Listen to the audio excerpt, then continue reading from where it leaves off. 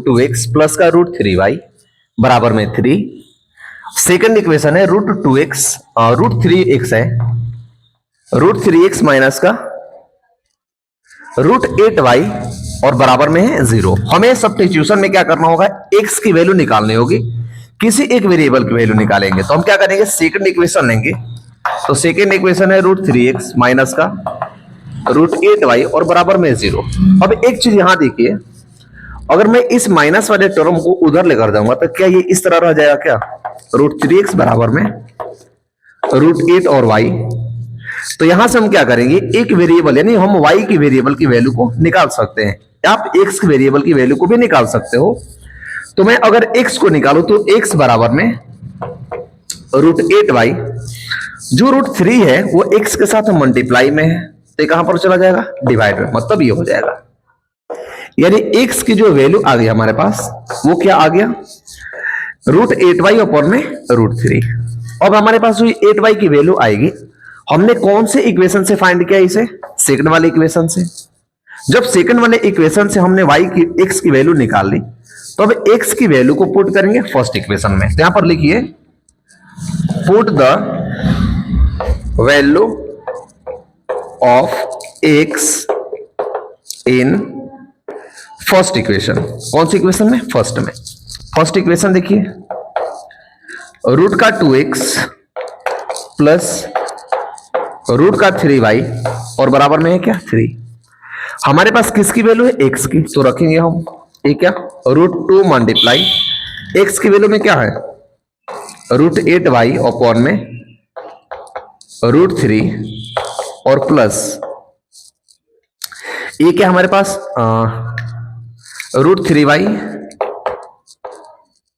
और इसके अपॉन में कुछ नहीं है, और इसके बराबर में क्या आया है 3 आया है। ठीक है, अब हम क्या करेंगे, जैसे हमारे पास जो रूट है रूट 2 है, रूट 2 का मल्टीप्लाई हम इससे करेंगे, सिर्फ इसी से करेंगे। क्यों, क्योंकि ये रूट के साथ सिर्फ एक ही टर्म है और इसमें अंदर में एक टर्म है। तो इस वाले पार्ट को मैं यहां लिख रहा हूं, तो इससे लिखेंगे हम ऐसे कि रूट 2 और ब्रैकेट में है रूट 8y और अपॉन में रूट 3 और प्लस का रूट 3y और बराबर में क्या है 3 है। एक चीज देखिए, रूट 2 का मल्टीप्लाई 8 से करेंगे तो क्या होगा रूट 16y प्लस इसके अपॉन में क्या है रूट 3 है। अब एक चीज यहां पर ध्यान दीजिए, ये इसके अपॉन में तो कुछ नहीं है, मतलब रूट 3y जो है इसके अपॉन में कुछ नहीं है। तो जब हम एलसीएम लेंगे तो एलसीएम लेने के बाद क्या होगा, रूट 3 एलसीएम होगा, रूट 3 से इसको डिवाइड करेंगे तो एक मर्द में जाएगा, मतलब एक का मल्टीप्लाई रूट 16 से करेंगे तो ये टर्म रहेगा।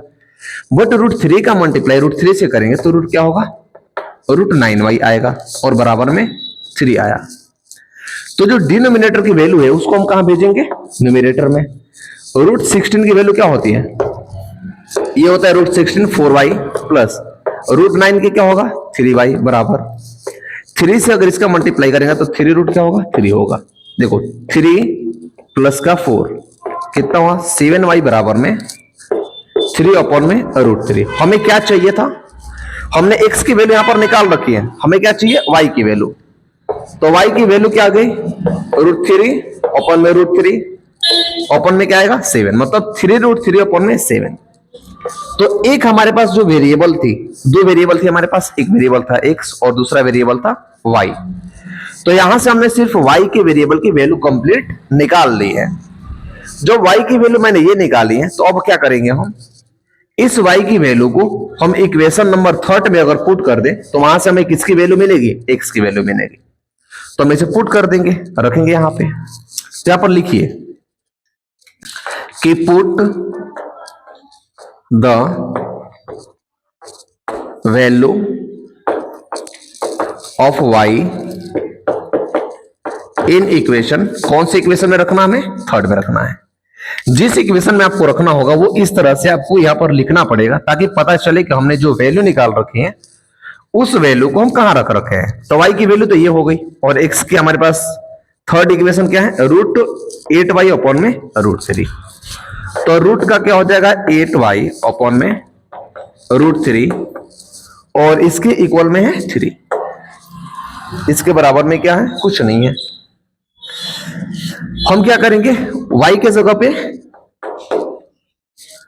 पे हमारे पास क्या है, 3√3 ऊपर में 7, तो रख लीजिए ये हो जाएगा √8 इंटू 3√3 अपन में 7, और इसके अपन में क्या था, √3। √3 से √3 खत्म, कट जाएगा, तो क्या बचा, इसका मल्टीप्लाई से करो तो क्या बचा, ये 3√8 अपन में 7, मतलब जो x की वैल्यू निकल कर आई वो 3√8 अपन में क्या हुआ, 7 हुआ। x फर्स्ट वेरिएबल की वैल्यू, जो सेकंड वेरिएबल था y की वैल्यू 3√3 अपन में 7। तो ये दोनों वेरिएबल के हमारे पास वैल्यू क्या हो गई, निकल करके आ गई। आई होप कि क्वेश्चन नंबर 5 भी आपको समझ में आ गया होगा।